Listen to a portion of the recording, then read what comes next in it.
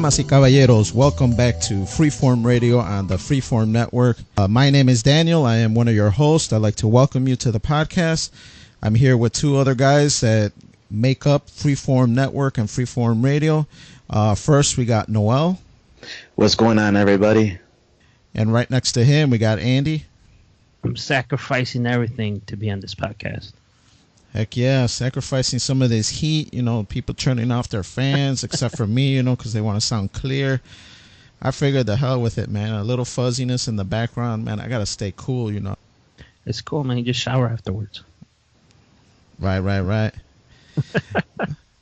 But we're back together, joining up on this podcast. Going to have some quick discussions about some things we've been up to, and then jump into a subject that's really hot right now. But first, before we start that, I'd like to pass it over to Noel and his conversation about the UFC 228. It just passed. Tell us about it, man. What piqued your interest in it? Well, you already know, man. I love UFC, and I love MMA in general. So I always stay tuned to the UFC fights every time they come on. And it was a good one. It was a pay-per-view, so they usually try to make it interesting and stack some good fights here. I don't want to say it's the best pay-per-view they had, but it actually did turn out better than what I had thought initially going into it. There was about 13 fights. There was supposed to be 14, but somebody unfortunately didn't make weight, and they got sick, and they went to the hospital. So that championship fight, it was a women's championship fight, was actually dropped. They're going to probably have to do it at a later time. But the main event for this one was Tyron Woodley versus Darren Till. So I don't know if you know these guys, but Darren Till is an up-and-coming English fighter, and he was really being hyped up for this fight. Everybody thought he was going to win. He was the obvious favorite, and even Dana White, the president of UFC, was really giving Till the benefit of the doubt in terms of his skill and everything, and which is unfortunate for Tyron Woodley, who's the champion currently, and he's been getting all sorts of disrespect from everybody, and it's been intense, this lead up to the fight. It happened in Dallas, Texas over the weekend, September 8th, and spoiler alert, it's coming up. Tyron Woodley won second round submission on Darren Till, and he did so well. Darren Till only landed one strike to Tyron Woodley's 74 strikes. Wow. So what weight class is this, Noel? This is 170 welterweight. This is the one that GSP, George St. Pierre, vacated. This is the one he left. So you mentioned Till was the favorite. Is he that much better than Woodley, or? Well, Till, he fought some of the guys that Tyron Woodley's fought, and he did pretty well against them. He did a good fight against Stephen Wonderboy, and everybody saw him as a precision striker, somebody that could knock Woodley out. But people are sleeping on Woodley. Woodley knocked out some pretty decent MMA fighters, and he's defended his belt 3 times now. And so people were sleeping on him pretty hard, and he's an amazing athlete, dude. Incredibly jacked for 170. I think he weighs in at 205 naturally, but he cuts down 30 fucking pounds around there to get to 170, and he looks shredded, man. He looks healthy. He fought him well, and he gave Till a run for his money, man. He knocked him down in the second round. And then from there, that's pretty much all she wrote. Weakened him bad in the first round too, and so in the second round he finally got the submission locked in, and he finished him with Darce choke. It's pretty much it's kind of hard to describe. I'll send you a link one day if you guys want to see a video of that. But it's insane choke, not that easy to get. But if you're not that good on the ground, if you're mainly a striker and you're not able to see these things coming, you'll be put to sleep real fucking quick. Damn, can it beat the $1 Million Dream? God damn, what the fuck is that? $1 Million Dream? $1 Million Dream, man. Ted DiBiase, man. When he slipped that on you, you're going to sleep, man. and he's got the W. I throw in an old school WWE reference or WWF. Nice. Damn, that was before my time, man. I was the Attitude Era, so I was more like the Tasmission, you know. All right. But yeah, so were there any other top fights, or was this Woodley Till? Was that did it live up to the expectation you wanted? Yeah, a lot of people hated on Till because he's kind of like an arrogant person, and he talks the talk, he talks like McGregor does in a similar way. He has his own style, but they both have that trash talk in them, and so a lot of people didn't like that. But a lot of people don't like Woodley either because of the stuff he said before. And so it's one of those things where people are divided. And I didn't think Darren Till deserved the title shot that he got. I don't think, because he didn't make weight. He wasn't 170 when he fought the last person he fought to get this title shot, Stephen Wonderboy Thompson. He wasn't at 170 when he beat him. So to me, it's like you didn't rightfully earn this title shot. So in my mind, I'm like, you're not ready for this. Like, you don't deserve this technically. If you win, you win. I'll accept it. But I was kind of rooting against him on this one. And he did lose. So after that, I'm like, you know what?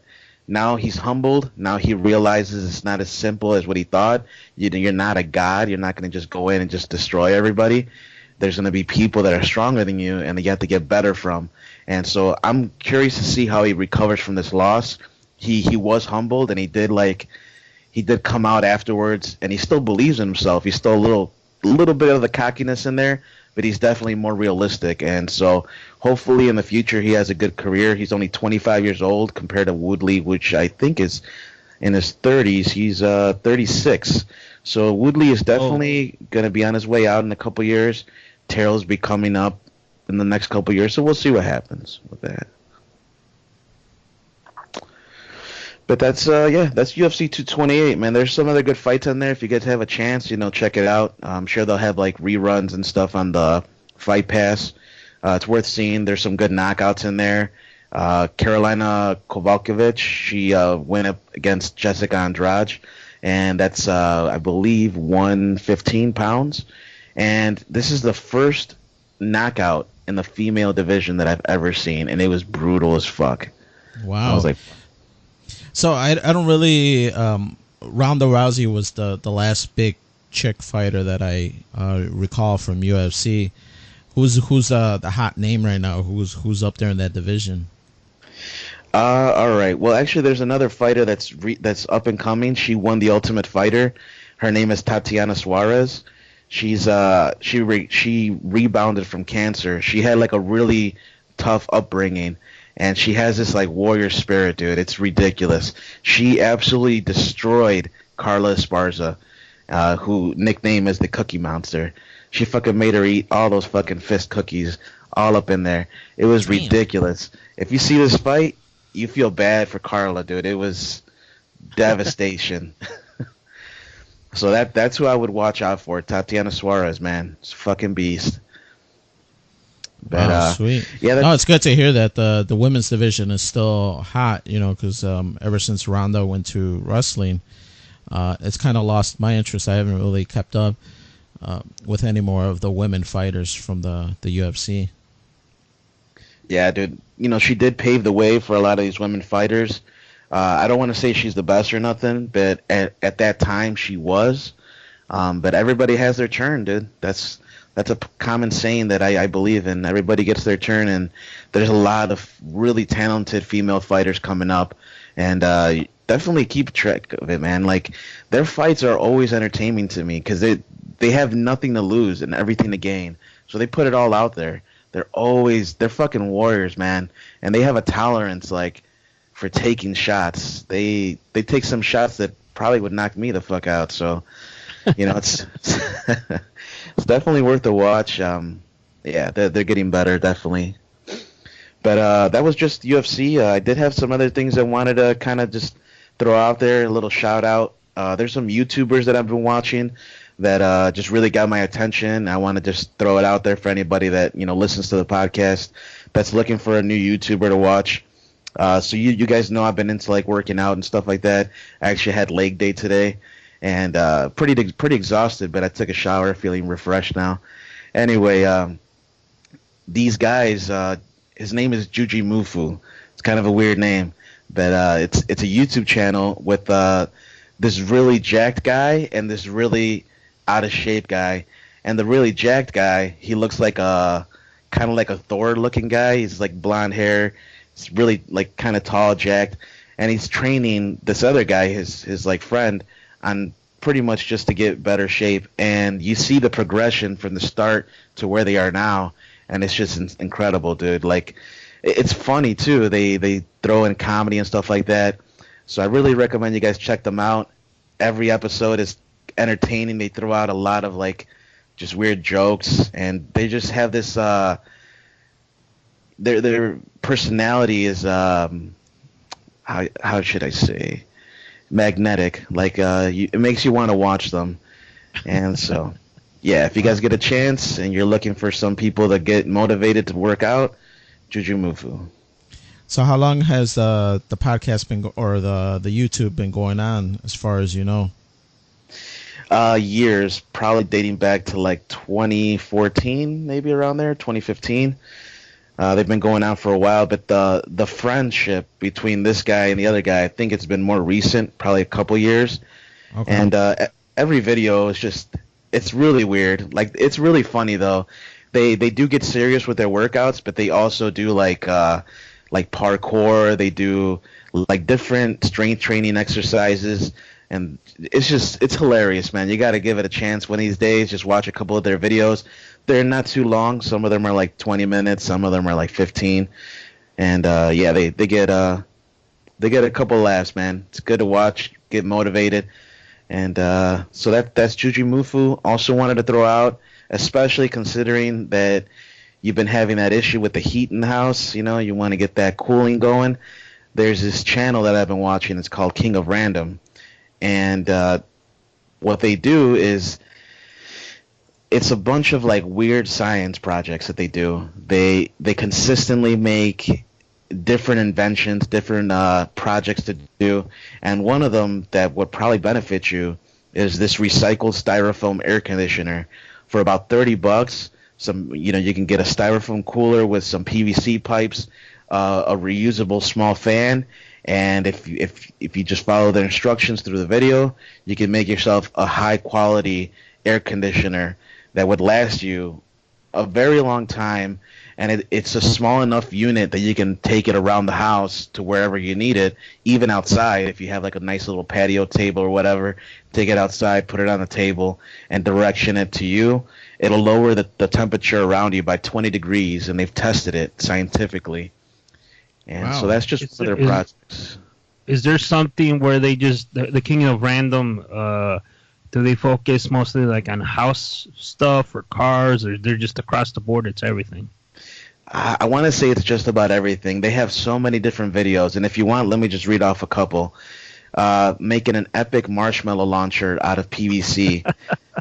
Making slap bands with random household materials.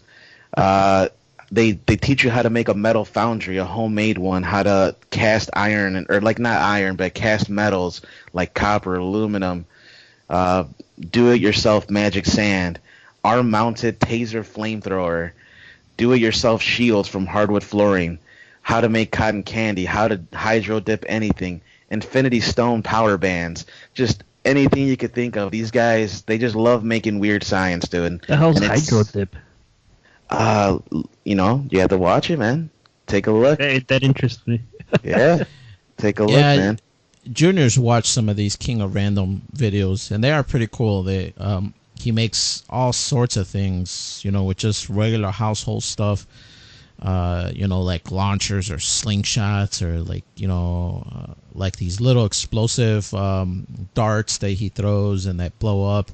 So he's really inventive and does a lot of stuff, and it does look pretty interesting. I know Junior, every now and then he binge watches them, and I glance over, and it looks interesting. It looks cool.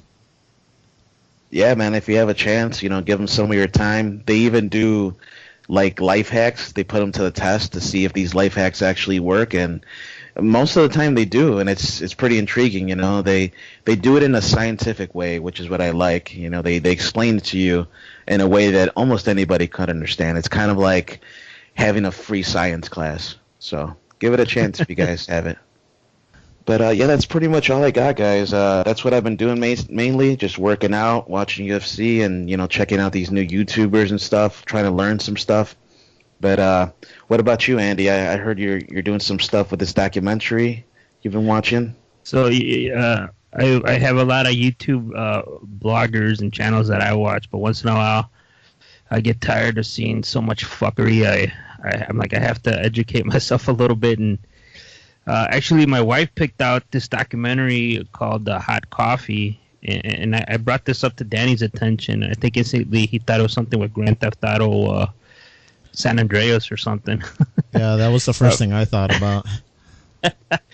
But basically, it's about frivolous lawsuits, and I was kind of they go into frivolous lawsuits, the documentary. But the big one they started is with that lady, I think in the late '80s, early '90s, that brought that McDonald's coffee and she spilled it on herself, and she got burnt, and she sued McDonald's, and she won, and they're like, they gave her like something like $3 or $4 million, and people were like, oh, it's bullshit, it's like a frivolous lawsuit. And from there, companies came up, or mostly like lawyers got together, and they're like, we got to stop some of these frivolous lawsuits. And the documentary dwells into that, like a couple major lawsuits, but the big one was the coffee one. Now, if you see pictures of this lady and how bad she got burnt, it's pretty sickening, because the documentary goes around asking, oh, you heard about the hot coffee McDonald's also? Oh yeah, this dumb lady spilled coffee on her. Like, what the fuck, And she sued and she won a lot of money. I wish I would have won this. So they start calling it lawsuit lottery. Like, oh shit, I hit the lottery. This happened to me. It's the company's fault. I'm gonna sue. But the burn she got, like, the lady needed skin grafts. Oh. And her family sent the letter to McDonald's saying, like, yo, you need to take care of this, man. Like, we want you to pay the medical bills. And they're like, yeah, fuck you. We're not doing anything. You're just a dumb old lady. And so... Yeah, how old was the lady? She was like in her 70s, man. Like 60s. Oh, man. And people are like, oh, yeah, she was driving and she bought the coffee. Well, they delve into the details. Like, she wasn't driving. Her nephew was. Or her grandkid. Somebody in her family was driving. And she couldn't get the lid open, and that's how the coffee spilled on her. Because people are saying, oh, she was driving and she spilled it on her and she sued. And then McDonald's already had complaints about the coffee, like it's being too hot. Like, people in the past have complained. And the documentary goes into the number that complained. But regardless, McDonald's was at fault. But they don't tell you afterwards. The McDonald's took her back to court, and they settled on an amount for damages, even though she got awarded $5 million. They settled afterwards because the lawyer, our judge said, like, nah, you're awarded that's too much money or something, and they downed it down to like $500,000 or something like that. I forget the number. But so from there, the like last 10, 20, 15 years, there's been, I remember under Bush, we got to have tort reform. Tort reform. It's about lawsuits, doctors being sued, frivolous lawsuits clogs up the judicial system. And I was a big, not proponent of it, but I'm like, yeah, there's a lot of people taking advantage of the system. But the documentary delves into people who did use the system, what it's intended for. You have the right to sue somebody if you're wronged. You have the right to go up in front of a judge and a jury of your peers. And if it's frivolous, 9 out of 10, or something really stupid, a good judge will throw that out because, like, this is a stupid lawsuit. Like, get out of here. But what the companies are afraid of is, like, man, if we take it to a jury and we're on our fault, we're going to get screwed for millions of dollars. So they started creating, like, a publicity and, like, oh, we need tort reform. And the documentary really delves into that. Like, each state passed laws, caps on your winnings, and people don't know about that. Like, If something happens to you at your doctor and he's not he doesn't do something that he's supposed to, and you sue, and the jury awards you like $20 million, there's like a cap on how much you can win per the certain states, and it could be like $1 million, and then after your lawyer fees and taxes, you're left with like $200,000 or something. Yeah, I do remember when this happened, the lady spilling the coffee. And to be honest, I don't know too much about it. I probably know as much as that lady that was getting interviewed that you mentioned that they just grabbed off of the street. I always thought it was just some lady driving, being una pendeja, and dropped the coffee right on her lap. That was just my natural feeling from the little bit that I heard about it. And, I know you've told me a little bit more of the details, but before that, I didn't think McDonald's was at fault. Everything is labeled hot coffee. So for you to think that it's anything but hot, you're the one at fault. You're the one with the ignorance to think that, hey, I could just pop this lid and drop it on me and it's gonna be fine. No, it's hot. It's gonna burn you. Well, think about it. So it more benefits the corporations. I mean, as much as I hate to say it. So if they have these caps on lawsuits, like, always GM and like Ford and like the big car companies, they know something's fucked up, right? They don't, it's like, it's going to cost us all this money to repair this shit. Let's just let it get out there and we'll deal with the shit as it comes. And, let's deal with it as it comes, and it'll probably save us more money in the long run. And the average person, so they're like, if something does happen, something with the car blows up or the brakes. Or remember, I think Toyota allegedly, I don't know if they ever fixed it, was the car would accelerate on its own. And they never really came up with a solution that I remember. I haven't really researched it, but if somebody dies or something, they're just like, they'll sue us. Hopefully it's in a state with caps. Let's see what happens, man. And they still save money, and that's a corporate company being, they're being negligent, and they're not looking out. They're looking out for their well interest, not us, the consumer. I mean, that's just like one of the basic things. But the malpractice one, in the documentary, they talk about some malpractice ones, and it was pretty it was messed up, and the family just was looking for something because a doctor didn't do something, and their kid was born with issues because she didn't do a simple test. And they went to court. They won. They asked experts, my kid's never going to be able to work. Who's going to take care of this? How much money does he need so he doesn't become a burden on like society and all this? And they said, like, oh yeah, you're going to need about $7 million for care and doctor's visits and all this. They won it. But there's a cap in that state that they live in. I believe it was Nebraska, and they ended up with like $1 million. And after the lawyer fees and the guy got left, the kid got left with $200,000. They went through that money so quick with all their surgeries the kid needed, and now he's like on Medicare. So now the U.S. taxpayer is paying for that kid's insurance when a doctor fucked that up. It is sad. It's horrible. And so, yeah, I'm just like, well, that person got wrong. The doctor was at fault. 9 out of 10 times they have, I think you're required to carry insurance for this type of stuff. And it wasn't her first time being that lady that was sued for malpractice. That was like her 4th fucking time. That doctor, according to the documentary. And,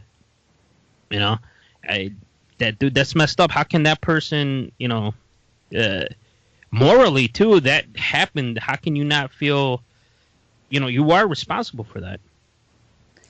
Is there a way to look up how the awards vary state to state? The documentary, I think they had a map, and I think out of the 50 states, it was like 40 of them had caps. Wow. So it's a big chunk, and I'm like, when something happens, I'm not like, man, I'll sue the pants off of you. I've never been that type of person. But like with shit like this, when somebody is at fault and you can't be a provider and you can't provide for yourself, I mean, they are responsible. And there's a cap, then shit, man. Like, this is not right. Who knows better than like a jury of your peers, the whole freaking system of, the judicial system and is in the United States is set up like this. I mean, and even if the jury's like screwed up, a judge could be like, yo, you guys went a little overboard. Let me scale this back some. And then you guys could work something out. Yeah, I just think there's been so many people that abuse this that they had to pass legislation to kind of cap it, just because businesses go out of business from stuff like that. Doctors lose their, have to close their practice because of, abuse of all these lawsuits. So it has become a huge problem to where they had to pass this legislation. But now, did it go too far? I mean, I could speak for my personal experience. I was in a jury once, many years ago, where they wanted to give this guy that got hit by a car, a police car, so he was suing the city, and they wanted to award him like, I can't remember the details, but it was like $10 billion. It was like some astronomical amount. And I was just like, no way, man. No way can we award this guy this much money. I'm like, that's just not reasonable. And I'm like, the city of Chicago is going to have to pay this amount for, forever, for as long as this guy lives. And it was just some astronomical amount. And I remember I talked the jury down a little bit. And then when the verdict finally was about to be read by the judge, you could see it in the judge's eye. He was taken aback. He was just like, what the hell? Because even though I talked them down, it was still some astronomical amount. And the judge read the verdict. Everybody was kind of shocked. And when I was walking out, I went to shake the guy's hand that was suing, the guy that got hit. And I heard another lawyer on the side saying he's never going to get all that money. They're going to retry this and settle on something less. So yeah, it was just too much. They talk about that in the documentary. It's just like when the jury does give like a crazy amount for like was it negligence and punitive damages and all this, there is a number that legally they could come to a number the courts have, but a jury is allowed to give more, but a judge has control over that, because realistically, if it's some crazy number, they're never 9 out of 10 times they ain't getting that, and then they come to some sort of agreement, but even though they come to an agreement, there's caps per the state depending on what state you live in on what you can get. It's a crazy situation, man, because like, how do you put a number on the value of a life? Yeah. How it's affected, like emotional trauma or physical trauma. Like, how do you put a number on it and say this is what it needs to be? It's hard. And then as long as you have companies in bed with the government, that's how this thing is going to play out. They're going to get the better end of the stick, I guess. Well, yeah, that's what I'm saying. But it changed my mind to show I am open-minded. It changed my mind on some of those, tort laws and stuff. And, because it does show, like, the system, it was working. I mean, there's a frivolous lawsuit. A good judge, a sensible judge will throw that out. But so check that out. The other big thing I have going on, I've been looking for I need a new tablet, and I've been debating if I should go. I got an iPhone. If I should go back to getting if I should get an iPad or go back to an Android. My last two tablets have been Samsungs. They've been pretty solid. The Galaxy but this last one I bought kind of crapped out on me 6 months ago, and I'm debating if I should go back to Samsung. I read some of the reviews because the best reviewed tablets are their iPads, but the iPads doesn't let me do some of the sneaky shit I like to do on the internet. I hear a lot of bad things about Apple recently, especially about how like their shady business practice, and like if you need repairs and stuff, sometimes they'll make you buy a new one instead of repairing it because it's their fault. Yeah, exactly. That's my thing with Apple. It's a quality product, but their openness, they lack of openness they have with their iPhones and all that, and it kind of limits me. The iPhone's great, but like with the tablet, with the Androids, it's open. It works great with other applications. I love Chromecast, and to me, that's where I'm probably gonna end up getting the damn Samsung Galaxy. It's just a matter of which one. And I've been researching. There's like so fucking many. And the one that I did like is like $500 fucking dollars, and it's like this huge one. I'm like, I don't want that. I want the a 7-inch one, and because I need to see videos to see like fucking video, like my YouTube. YouTube works great with it's an Android thing, so it works great with my Chromecast. Usually when I'm doing that, I pop in YouTube and watch some reviews. And speaking of reviews, I've been watching the latest Spider-Man game review. And everybody's jerking off to it, Danny. I'm not saying you're jerking off, but do you agree with these assessments of your fellow nerds on the new Spider-Man game? Because I know you bought it. I know you wouldn't stayed in line at midnight to go buy this fucking game. Actually, I did pick it up, and I take offense by you insinuating that, while I'm watching Spider-Man shoot his webs, I'm shooting something else over here. Well, that's what I'm saying. But seriously, I did end up picking up Spider-Man. It released last Friday. By the time you listen to this podcast, it might be longer than that for sure. But I ordered it. I pre-ordered it, and then because of all the hype, like Andy mentioned, and everybody agreeing that it does appear to be a good game. But for whatever reason, you needed a signature for it, and guess what? When they came to deliver, nobody was home, so they returned it back to the hub. So it kind of got sucked because I was kind of looking forward to playing it over the weekend. So I had to, contact FedEx and get a redirect shipment and have it shipped to one of their FedEx stores, so I could just stop by the store and just pick it up. So I wasn't able to get it until Monday, so I went the whole weekend without it, which it's all right. I was kind of excited because I kept hearing all the buzz about it, but I figured, hey, a couple more days, whatever.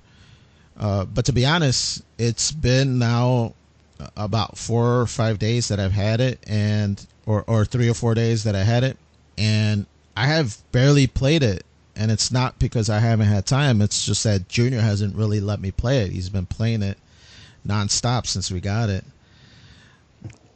I thought for sure you would have beat it by now. No. It does look cool. It looks like a huge open world game. It's a third-person game, or third-person view. And it looks sweet, man. The swinging mechanics look really sweet. The graphics look really nice. And Junior appears to be really enjoying it. And I played like a quick mission that he let me like get my hands on the controller. And it was nice, man. It controls really nice. The combat seemed really cool. There's a bunch of dodging, a bunch of punching, webbing, grabbing stuff from the environment. So it was pretty sweet. Similar to Batman, right? Yeah. The fighting is a lot like the Arkham games from Batman. It has the same sort of mechanic where you get an alert system telling you, hey, get ready to dodge, somebody's shooting or punching or something. So they are very similar, and I like the Arkham games. I played those, and those were kind of good. So yeah. I fell right into it. It was cool. And I know you played Arkham, right, Noel? Oh yeah, dude, love the series. It's a great series. Yeah, I was really hyped up for Spider-Man 2. It's probably one of my favorite Marvel characters. Yeah, it's really nice. I've always liked the teenager point of view kind of thing. I don't think you were too hot on Homecoming, Andy, but I know I really dug it, and I thought it was a really cool movie that showed a lot of his teenage side and a lot of his personal issues that he had to deal with. The last Spider-Man, the last Spider-Man game I played was on PS2, and I remember fucking kicking ass through that game, and the game had no fucking ending. Danny, you remember that game? Well, it had no ending because you just keep swinging through the city. Is that what you're saying? Yeah, and it was like a couple of Spider-Man characters and shit. That was on the PS3 or the PS2? I think you're talking about the PS2. Yeah, that game. And I was just like, man, fuck Spider-Man and this shit, man. And then the PS3 one came out, and then I don't even remember playing those. I played the time travel one. That was pretty cool. Or like dimension travel one. Yeah, Shattered Webs or something. Shattered something, I forget. Something like that. Yeah, I didn't play any of those last ones that came out for PlayStation 3. So this is my first one that I've played since PlayStation 2, and probably like the game that Andy's talking about. But yeah, it was pretty sweet, man. From what I can tell, it looks like a really sweet game. Hopefully, Junior will go to sleep soon, maybe after this podcast, and then I'll go play for a little bit before I go to bed, and be able to enjoy it as much as Junior is for sure. Sleepy, man. I thought gamers played all night, and sleeping is for babies. I think that's for like teenagers, man, because people with jobs and have to get up in the morning. I can't do that anymore. But if you're buying that Wii, man, like that guy, man. You remember that? Yeah, that meme or the clip with the guy waiting in line and they're interviewing him, and man, this he's a character for sure. But yeah, G4 TV. Yeah, they don't got that channel anymore, right? Yeah, I don't know it turned into something else, and by then... Isn't it like a Spike now or something? No, it was, it turned into Esquire, and I don't even know if that's around anymore. Wow. That's all I remember. That's my little bit on Spider-Man. Don't really have too much hands-on impressions, but it looks pretty cool. The graphics look sweet, so excited to maybe get some time this weekend and play around with it. But the other quick game that I beat a little bit ago before I played Spider-Man was Shadow of the Colossus, and that's a re-release of a game that came out on PlayStation 2 as well. Yeah, that's what I was thinking. Yeah. That came out on PS2, right? It was like these big robots or something? Yeah, the original one came out on PlayStation 2, and it's like these big, they call them Colossus, but they're like big Bigfoots or whatever. They're like these creatures that have icons or symbols that are their weak points. So you have to climb these Colossus, find the weak point, and stab it. And the story is really, really unique and interesting in that it's very minimum. There's really not any kind of introduction. There's nothing telling you what you really have to do except for some small narrative at the very start. But it just has like a couple cutscenes, and it just throws you into the game for you to try to figure out what you got to do or how to continue. And once you get the gist of it, the ball really starts rolling, and you really start getting a feel for what you have to do in the game. And the endings is one of like like a big, churn of events that you really didn't see coming. So it was one of those games, PlayStation 2, that I was really fond of. And when they re-released it for PlayStation 3, even, I played it again. So I beat it for PlayStation 2. I beat it on PlayStation 3, and then they finally re-released it for PlayStation 4. So you knew I had to get it. And I played it one more time and finally beat everything a couple weeks ago. So it was really sweet, and it still holds up just the way I remember it from PlayStation 2. So what's the reasoning for making it on PS4 if you have it on PS3 already? Is it the 4K version, or what's the difference? Yeah, the PlayStation 2 was the original one, and then on PlayStation 3 they called it like the collector's edition, and they bundled it with Ico, the game that they released prior to Shadow of the Colossus. And on PlayStation 3, it was just like an up-res version. So it was like a little bit better graphics, but initially, or what it is a PlayStation 2 version, but with a little bit prettier graphics. But it's essentially the same game. Well, for the PlayStation 4 release, they actually redid the whole game from the ground up. So it's not a remaster, and it's not an up-res to 4K or 1080p or nothing like that. They actually rebuilt the entire game from scratch all the way up and created a new PlayStation 4 version. And man, it looks beautiful.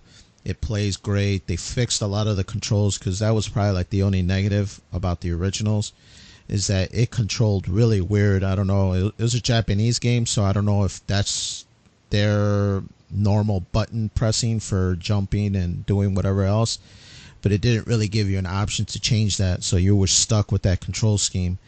But this new one, it came with multiple control schemes, but they fixed it more for Western play habits and a little more modernized. So it was definitely a lot better control wise, and it just held up exactly the way I remember it. So it was sweet, man. Let me ask you this then: what does that mean? Western play? What, the Japanese play it different, or their control, the way their buttons are set up, is different? Well, that's what I'm assuming, because it like used the triggers a lot for like jumping, and it was like really awkward. I mean, eventually you get used to it from playing it for long enough. You get used to the control scheme, but then you go play something else, Call of Duty, and then you jump back into this game, maybe like a month later, and you have to relearn the controls, because it's not intuitive. It's not something that you pick up and you're like, yeah, this is the way I play all my games. It is different. So the old games, the PlayStation 2 and the PlayStation 3 version, it took some getting used to, but the PlayStation 4, man, it was sweet. It was just like playing any other game, and I beat it just like the other ones, and it was good, man. Is that a Sony exclusive? They published it. They did the whole thing on it, or Yeah. or is it across the board on all platforms? No, it is a Sony studio, so it is just on PlayStation platforms. So it's the only place to play it. And like I mentioned, Ico was their first game that they released, and the Shadow of the Colossus. Then after that, they barely released one a few years ago called The Last Guardian, but that one took like 10 years to make, and it was kind of half broken and really didn't play well, so it really didn't get the critical acclaim that Ico and Shadow of the Colossus got. So Shadow of the Colossus is probably their gem of that studio. But speaking of gems, man, the other thing that was really hot and really sweet is that football season started. I mean, by the time people hear this podcast, it's probably already a couple weeks in. But man, it is exciting. We just saw the first game, or at least I just saw the first game as of the time of this recording. And even though my Bears lost, man, it was exciting to watch the new team, the new coach, watch the NFL roll out, and it was just really exciting, and it really got me pumped.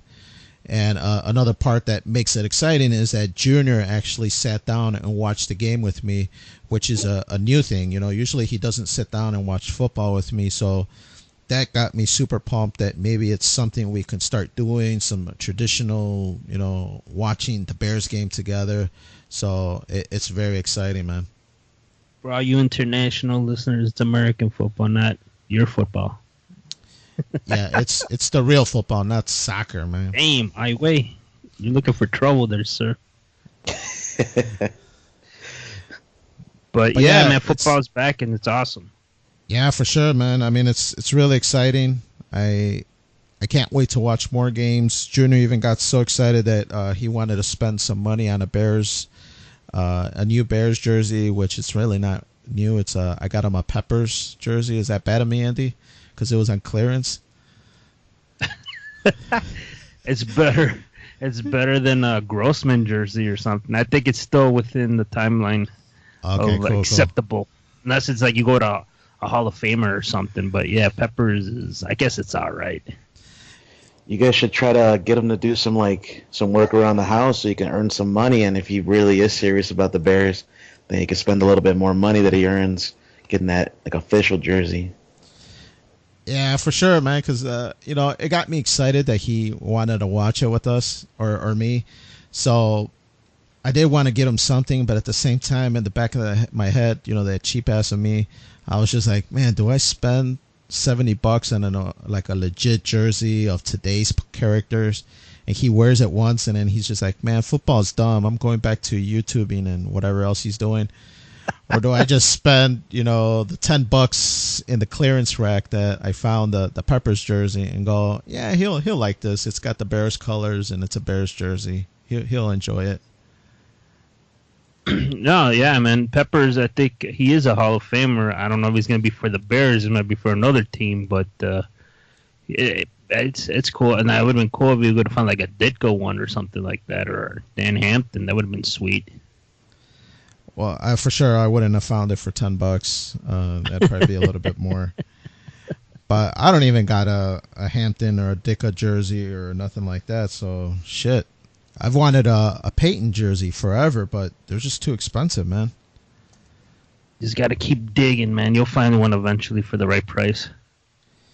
Do you got any jerseys, Andy? Yeah, I got a Ditko one. My sister recently bought for me, and I do have some. I don't have Bears one, but I do have some Sox ones. A football one, I do have a Mike Ditko one. Man, I'm jealous, man. But yeah, getting back into the swing of football, man, it's exciting. Hopefully Junior sticks with it, and we'll be able to put that jersey for use. But speaking of football, man, Andy brought this engaging topic to us, in which I imagine everybody out there is aware of.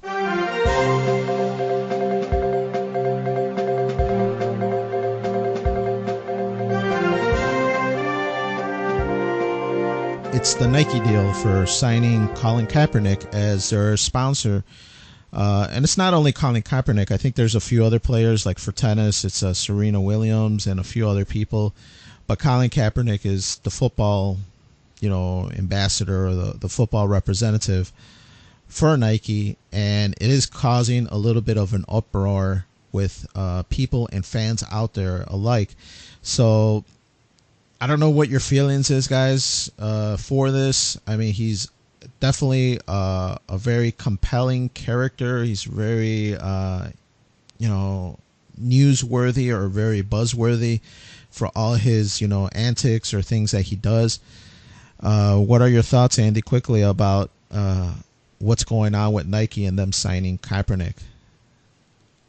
So we're all seeing people burning their fucking Nike shoes with their still wearing them, like fucking morons like that. But in the bigger scope of everything, he was protesting whatever. That's my question to everybody. What the fuck did he protest? I mean, very people don't know what he was protesting. All they know that he was kneeling before the flag, and then the campaign slogan is believe in something, even if it means sacrificing everything. Well, what did he sacrifice when he was kneeling? He was a fucking second string quarterback. He got demoted. He wasn't even a starter, and he got kicked out of the NFL for kneeling, and so I think that's why everybody's up in arms, because they just know that he was kneeling. And, well, what did he sacrifice? What is he protesting? And the majority of Americans, I believe, they don't know what the hell he's protesting. They just know he's kneeling, disrespecting, the flag, and he could protest. But to me, where he's doing it and how he's going about it, I don't approve, but it's his right. I don't like it.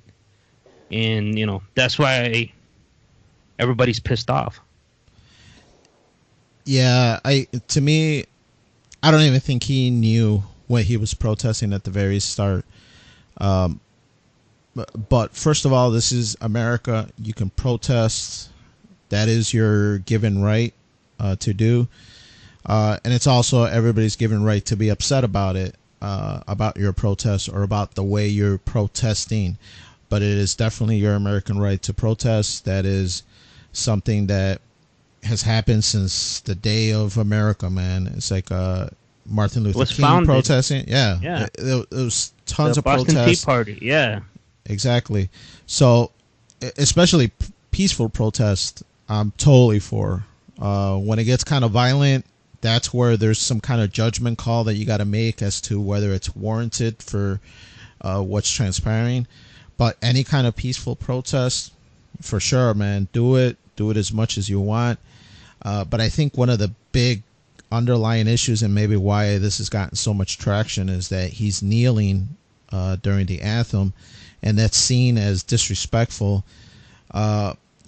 which I'm kind of torn about myself personally. I see it as being disrespectful because you're kneeling, and it is something that I've always been proud to be an American. So when that national anthem is on, I stand up and I'm proud. I take off my hat, I put my hand on my heart, and it is something that I am very grateful for this country for allowing me to become the man that I am.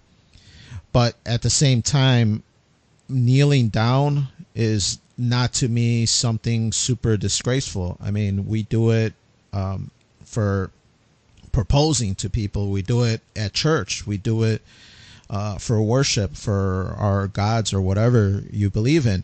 So to me, it's not a negative thing. It ain't like he's shitting on the flag or, he's like dragging it in the dirt.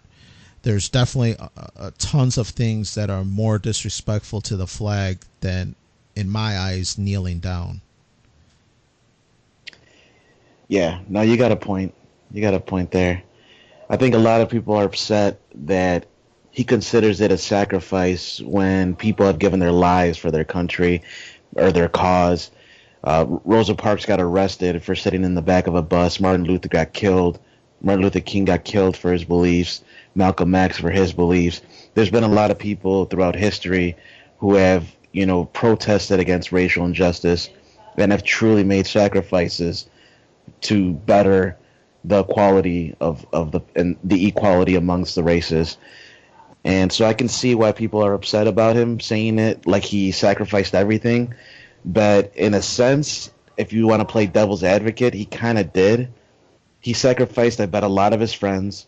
I bet he sacrificed his position, his career, his future in the NFL, which, I mean, if you're a football player, that's pretty much all you got, right? If you don't have a football career and you're a football player, then what are you, So he's probably going to be struggling unless he gets something he's like getting Nike. Paid. He's getting paid from Nike. Exactly, yeah. And, that's the other thing, he's trying to be a brand. And, at first it was some form of activism, right? Like, I'm a protester. This is why and he did come out why he said, because, he feels, or what we all see on the news, black men getting shot by the police. That's a whole nother argument, but in his eyes, we know the country's not perfect. There is problems in this country, but that's why he says he's doing it. But from that position going into, he stated when they first found out what he was doing, he goes, and I quote, "This is not something that I'm going to run by anybody," he said. "I'm not looking for approval. I have to stand up for people that are oppressed. If they take football away from me, my endorsements from me, I know that I stood up for what is right." And he already lost his job at that time. And then there was already, John Elway this year came up when he was in exile or whatever. We offered him a contract. He didn't want to take it. And now he is turning all of I don't want to say it's all for money. I believe in his mind, he thinks he's doing the right thing. But he had opportunities to come back. He didn't. He's suing the NFL for collusion, saying they're blackmailing him.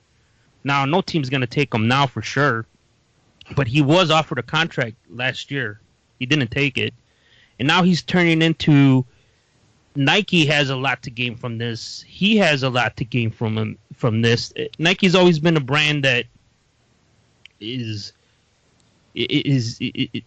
I don't want to say they're on the edge, but they like this shit. They know that some people were gonna get pissed off, but they doubled down on Kaepernick. That, you know, I imagine they researched the shit out of this, and they know what market they were going for, and that's why they picked Kaepernick. They figure the people who are with Kaepernick are probably gonna spend twice as much as the people who are pissed and saying we're never gonna buy Nike again and burning their shoes while they're wearing them, you know. And they doubled down on this. So yes, they lost stock, but now the sales are through the roof because people saw this shit, you know. And Nike's also, I feel like, somewhat responsible for bringing this shit up, and it's all timed right when football starts. You know, they knew this. I heard some people say it's a culture war. I kind of agree with that. You know, it's the timing of all this is, you know, it's our 30th year of the Just Do It campaign. And again, if you ask the average person about this shit, all they know is he was kneeling. They don't even know why the hell he did this. And why he did this, I completely understand it. And, you know, but he hasn't really talked about it, you know, and now other players are doing it now, and then the NFL let this continue to go and not really nipping this thing in the bud. They're like, if you guys want to protest, we're all with you. Just don't do it on the field. Don't do it on the national anthem, because you know what? They did lose a big chunk of their audience because of this. I really, truly believe that, because Trump came up. He's like, yeah, look at, he called them, I think, sons of bitches. The football players when he was running for president, and that got people like, man, yeah, it was SOB, man. Now you interpret those initials how you want. That's exactly what it means. But you know, in the bigger picture, like, a big chunk of America got pissed off. There are people who truly sacrificed everything. You know, MLK, Malcolm X. You know, those people, they paid their lives for their cause. But this guy's making money off of it. So, you know, that's my 2 cents on that shit. Yeah, I had a friend. He was in the military, and he posted something on Facebook about this, and I kind of took it to heart. I was like, you know what, you got a point. And that's when I kind of stepped away from this whole like situation. I was just like, you know what, it's just blow it past me, like forget about it, kind of thing. What he said was, because he was in the military, he's like, this guy has every right to kneel down if he wants during the anthem. We fought so that he has that right. Doesn't make him right or wrong, but he has that ability to do so if he wants to. And he's like, I'm not against Nike because he kneeled and because they're endorsing that. I'm against Nike from the beginning because of the child labor that they use in China. And he's like, if you're burning Nike shoes because of something as petty as this, but you don't give a shit that they use child labor in China, then you're just fucking psycho to begin with and irrelevant. And I was like, yeah, that makes fucking sense, man. You know, I've never really been a fan of Nike since I found out about that. You know, and that's what I'm saying. Nike is not a good... I'm not saying they do a lot. I feel like in some of the big inner cities, they donate a lot of stuff. But Nike is not perfect either. They, you know, almost all these companies do that, you know. And people are like, oh, you know, donate your shoes and all this other shit. And then people brought up that, like, you know, they use child labor to make those $100 shoes and they pay them pennies or whatever. But, you know, it's none of these guys, I feel like, again, Kaepernick hasn't really explained. I just know I don't like it. He hasn't really explained his cause. And the average person, the average NFL fan, they just see this and the rest of America is like, why are you kneeling? Get the fuck up. And real quick, there was a study done in January and February of this year that 53% of Americans think it's never appropriate to kneel during the national anthem in protest. And guess what? 53%. There's probably the same 53% that voted Trump in. And that's rallying all for Trump. You know, all these people who think Trump's going to get out. Those are the same people that are voting for him. And even though Kaepernick has a right to say, he could say all that shit he wanted. He had all these platforms to say what he wanted. He didn't. He just once in a while he'd say some dumb comment, or he had the communist guy shirt and all this, and it's just, you know, he I feel like he fucked up, but apparently he's getting paid, so what do I know? You know, he probably just did it on a whim. He's like, oh, let me just, you know, do this because I feel a certain way about it. And then it blew up, and he probably didn't even know how to react to it. Like, holy shit, what do I do now? You know, all right, fuck it, just go with it. That was my feeling when it originally happened.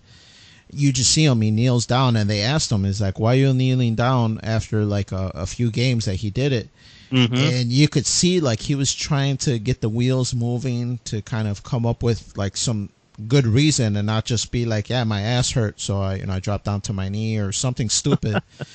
You know, he was trying to figure out something good, and he came up with this social injustice from police officers shooting, you know, black teens or black people.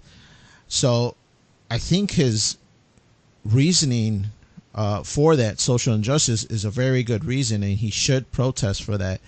But with all this publicity that he's getting, use that platform, man. Go out there and talk. But I think the reason why he doesn't do it is he's not an eloquent speaker. You know, much like my stuttering ass, he doesn't know how to speak well. So because he doesn't know how to speak well, he can't be that face for it. All he can do is bring attention to it. But this movement or whatever it is, it really needs somebody to come up, speak, and bring this information to the people, bring the statistics to everybody. Let them know about all the problems in the inner cities where police officers might be abusing power, but at the same time maybe bring to attention that there are good police officers out there. So just bring all this information to everybody and use this platform that he has created for something constructive instead of just being quiet and letting people speculate, letting people hate on him. Maybe if he explains himself, people will be more understanding and less upset about him kneeling down, and really rally behind him and try to make a change for the better, for sure. Again, he spun it around. You know, he's not in the NFL. You haven't really heard much. Football rolls around.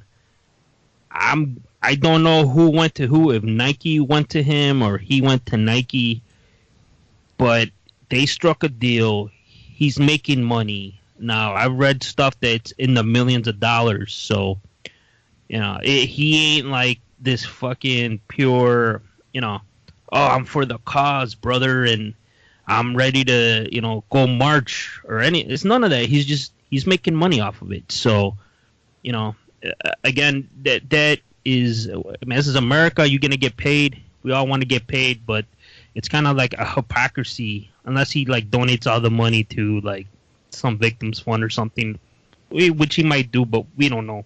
He wouldn't be the first person to sell his soul for money, man.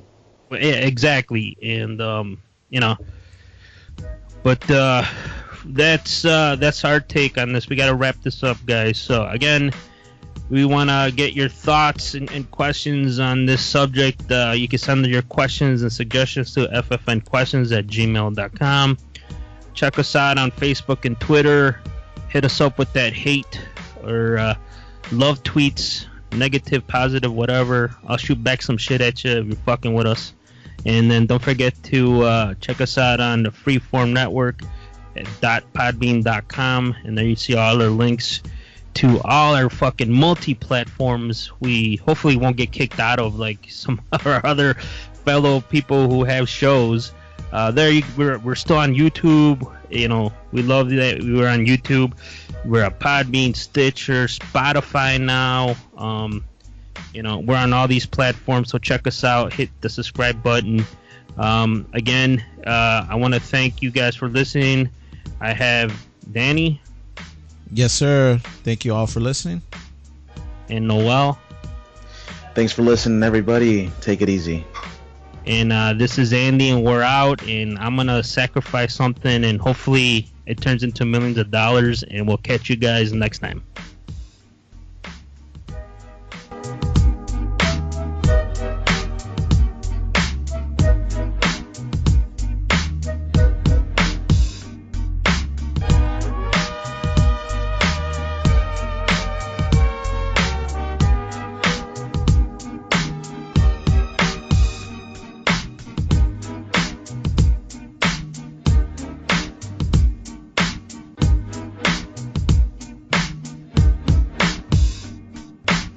That was cool, Dad.